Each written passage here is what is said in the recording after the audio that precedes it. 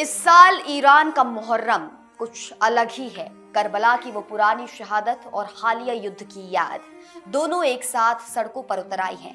लाखों लोग काले कपड़े पहने, आंखों में आंसू और सीने पर हाथ रखे शहीद हुए लोगों को याद कर रहे हैं।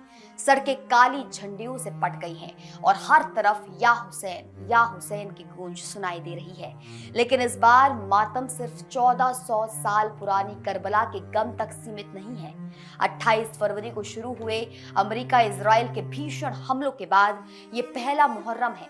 उन हमलों में ईरान के सर्वोच्च नेता अयातुल्लाह सैयद अली खामनेई समेत कई बड़े सैन्य कमांडर और हजारों आम ईरानी नागरिक शहीद हो गए थे। इसलिए इस बार के मुहर्रम में 2 गुना ये गमगीन हो चुका है। और एक करबला की शहादत का गम, दूसरा है अपनी आंखों के सामने हुई हजारों मौतों का गम। बता दें, ईरान में आशुरा का दिन गुरुवार को मनाया गया। पूरे ईरान में लाखों लोग सड़कों पर निकले, सीना पीटते हुए, नौहे गाते हुए, आंसू बहाते हुए, मानो पूरा ईरान एक मातमगाह में बदल गया हो। काले झंडों के साथ साथ अयातुल्लाह खामेनेई की बड़ी बड़ी तस्वीरें हर चौराहे पर नजर आ रही थी।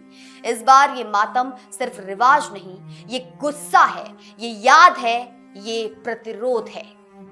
चलिए अब आपको बताते हैं कि शिया मुसलमानों के लिए आशुरा का दिन आखिर क्यों इतना अहम है। दोस्तों, आशुरा सिर्फ एक तारीख नहीं बल्कि इंसानियत, हक और अन्याय के खिलाफ संघर्ष का सबसे बड़ा प्रतीक है।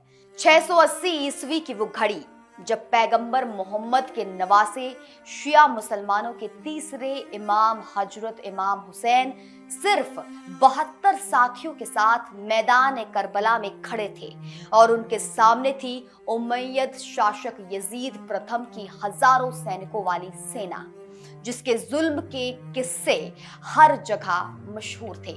इमाम हुसैन ने इसी यजीद की सेना के सामने अन्याय के खिलाफ लड़ाई लड़ी और अपनी जान कुर्बान कर दी।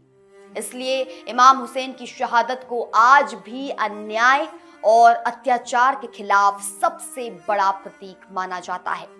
मुहर्रम के दौरान पूरे ईरान में लोगों ने सबील यानी मुफ्त खाना बांटा।